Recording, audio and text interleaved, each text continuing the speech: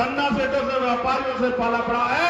जिस एक नीले पटके वाला आएगा तो उनसे ऐसा जवाब मांगेगा कि तुम्हें पता लग जाएगा कि जवाब देना पड़ेगा, कोई छुपा नहीं पाएगा। मेरी बात क्या है। और मैंने इस मध्य प्रदेश को करीब से देखा है, इस मध्य प्रदेश में होने वाले जुर्म को देखा है।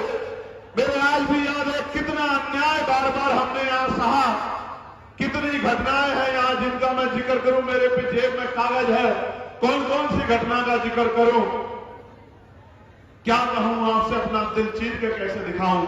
मैं उत्तराखंड में जाता हूं तो केतन को मार के कील ठोक देते हैं उसके पैर में, और इसी भाजपा की सरकार लग जाती है मुझे वहां जाने ना दिया जाए। मुझे लड़ लड़ के बारिश में 7-7 8-8 किलोमीटर पैदल चल के अपनी बहनों से, अपनी माओ के दर्द को बांटने के लिए मिलने जाना पड़ता है। ये दिया है सरकारों ने।